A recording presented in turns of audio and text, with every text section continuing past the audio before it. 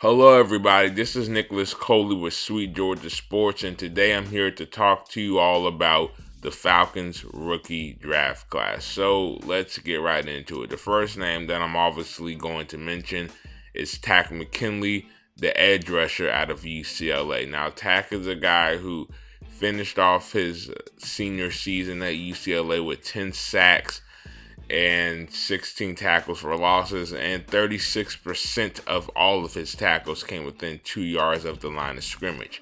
Now, Tack is a guy known for his high motor, his insane athleticism, having one of the best overall combine performances, despite having a pretty significant shoulder injury in which he had a torn labrum and something else.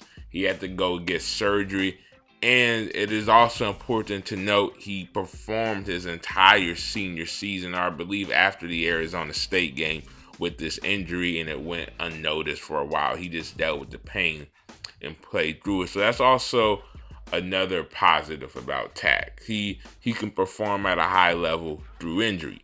Now, there are some negatives with Tack, as there is with any player. Tack, he's very raw, and like I said, he got by on having this insane athleticism and strength. He got by on that a lot during college. Now, this is something that probably won't, you can't just get by in the NFL, although it'll obviously help when he gets it all together. Tack, he doesn't have the best hands. He lacks an arsenal of moves.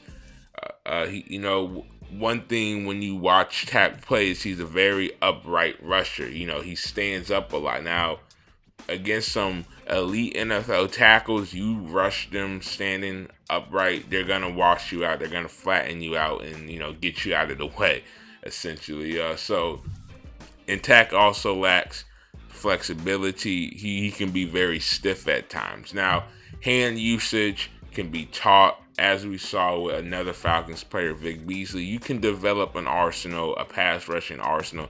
You can add some moves into your skill set. That's all coaching. That can all be coached and refined and added to a skill set. Flexibility is something that you either have or you don't. There are things you can do to improve it, but as far as that goes, I don't think there's really much Tack can do there. But I do think once Tack works on his hands, his adding some moves like some slaps, some spins, general stuff like that, I do think he will turn out to be a fine player. This is a pick that some Falcons fans want to force lamp there, but I think Tack will be just fine. He has a Dan Quinn type player written all over him. So the next guy I'm going to talk about is Duke Riley, who I believe the Falcons drafted at pick number 75 in the third round. Now, he's an athlete, right? He's very fast, and he's also a very intelligent player. I mean, because you have to understand, he only started 1 year at LSU, which is a negative about him, right? He only has 1 year of starting experience, kind of like Deion Jones, another guy the Falcons drafted out of LSU last year. Duke, but for a guy who only started 1 year in his entire college career, he played very well. He played himself into a draftable player, because before this season, there wasn't much out there about Duke Riley to know. But now we know this guy, he can play ball. He's willing to get into the backfield, shooting between gaps. But like I said, really the major negative here with Duke is his lack of experience and really where he projects in the NFL. From my understanding, he will be playing at that will or weak outside linebacker spot, and potentially an inside linebacker spot somewhere down the road. But I think getting Duke at where the Falcons got him is great value.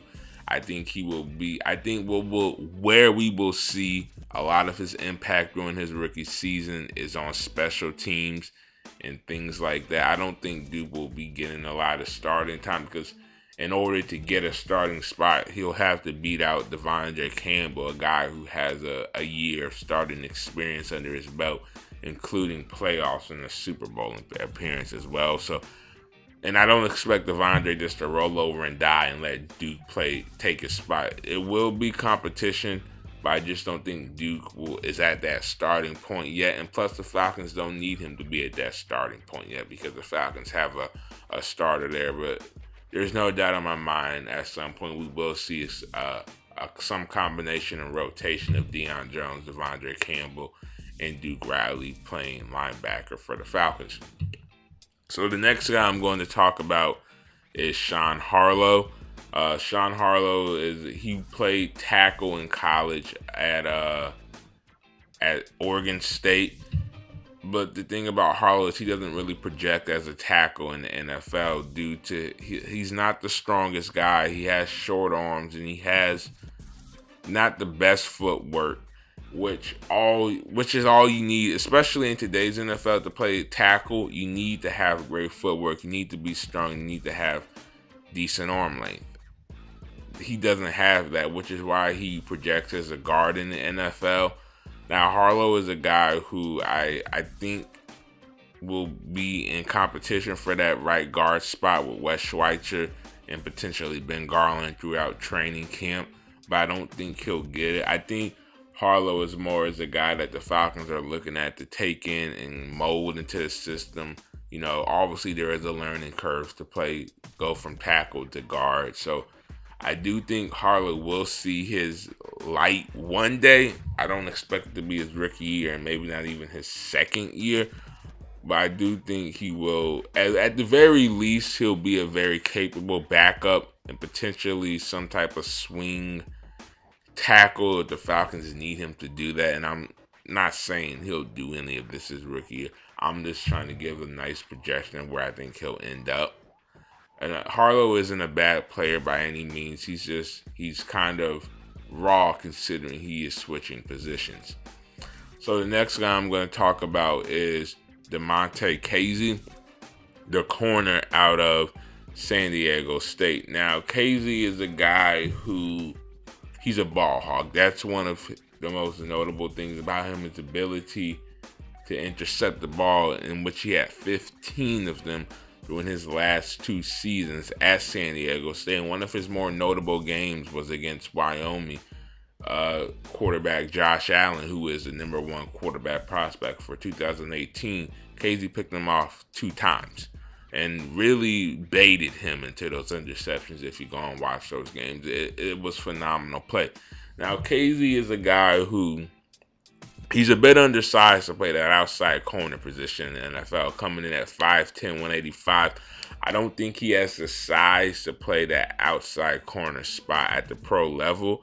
I do think he projects better as a safety at the pro level due to his ball hawking abilities and, you know, that. So I like Casey. I think Casey's a great pick, and I do think he will contribute mainly on special teams throughout his rookie year because the Falcons have so much depth at that defensive back position that I think it'll be very difficult for Casey to see the field a lot. But I do think he could see himself in that cornerback 5, cornerback 4 position potentially. If injuries happen, you know, Casey's a guy, he'll definitely get out there for sure. But, you know, assuming everybody stays healthy, I don't think Casey will see a lot of run at corner. I think if he does see a lot of playing time, it'll come at that safety position.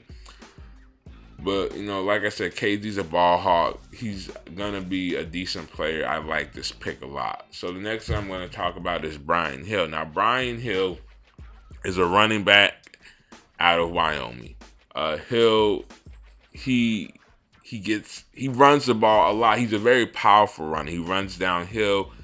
He's a guy who doesn't give up. You know, if you go watch some of his highlights, you know, this guy, it could be 2, 3, 4 guys on him. He's gonna keep running. He's not gonna stop running. Hill, though, he does have, like everybody else, he has his negative side as well. He carried the ball 649 times in a 2-year span. That is a lot of tread on a guy, especially a running back in an NFL where running backs have such a short shelf life. But I do think Hill will be preserved. I think he'll definitely get a break because he probably won't even get 75 carries during this year, if I'm going to be honest. Just due to Tevin Coleman and Devontae Freeman, if those two stay healthy, I don't think we'll see Hill running the ball a lot at all because the Falcons have no need to give a rookie running back the ball. Like most of these guys, I think if he has a huge impact, it'll come on special teams. And that's not a slight to Hill at all. I just don't think he needs to carry. The Falcons don't need him to carry the ball. I mean, even with last season, we saw with the running back three, Teron Ward. Teron Ward was not a bad running back by any means. He was probably a guy you can give the ball to a few times throughout the game.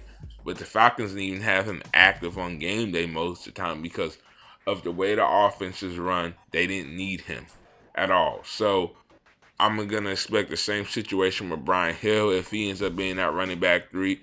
I think maybe we'll see him on more active game day rosters, but I don't think he'll be getting a lot of carries and he'll see a lot of run on special teams. But I like Hill. I like his future with the Falcons. I think we'll start to see him get more carries going into that second year once the Falcons have more faith in giving him the ball. So the last guy I'm going to talk about is Eric Saubert, the tight end out of Drake. Now, Saubert is a big dude. He's 6'5", about 250. And he's drawing comparisons to Robert Gronkowski, which might be a bit of a reach, but that's just kind of to get you the kind of idea of what kind of player he was at Drake. He's a big dude, and he goes up and gets the ball. He's a receiving tight end, and he's not a great blocker by any means, but I guess, he's passable. Now, Saubert, like I said, he's pretty raw as far as the tight end position goes. He can't do much else besides catch the ball, which, isn't a bad thing, but he doesn't provide much else outside of a receiving threat and being big and tall. Now, Saubert is a guy who I believe will make the roster. Like, I think all these guys will make the roster, but, Saubert, I think his impact will be felt not really his rookie year, as he is a raw prospect and he's going to take some coaching up and just to gain the faith of the Falcons coaching staff. But Saubert, I like him. I don't watch a lot of Drake games, unfortunately, and I don't know many people who do, but Saubert, he is what he is at this point, but we'll see how he does throughout rookie mini camp and training camp and try to get more of an idea of who this guy can be. But I do think one day down the line, him and Austin Hooper will be tight end 1 and 2, but it definitely won't be right away. And it'll be interesting to see how the Falcons control their tight end situation with guys like, obviously Hooper and Toledo are gonna be the main guys, but with Joshua Perkins, DJ Telaviva, Griswold, a guy they signed to a futures contract, and I think spent some time on the practice squad in Saubert.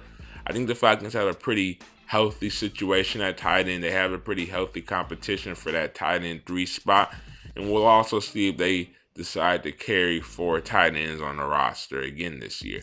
But this has been Nicholas Coley with Sweet Georgia Sports. These are my thoughts and my opinions on the rookie draft class. Of course, there's plenty of opinions out there and more in-depth opinions than mine. But this was just an attempt to give you a little background information on some of these guys and kind of give you an idea of who they are going into rookie minicamp and so on and so forth. But as I said, this is Nicholas Coley with Sweet Georgia Sports. Thank you for listening. I hope you all have a great day.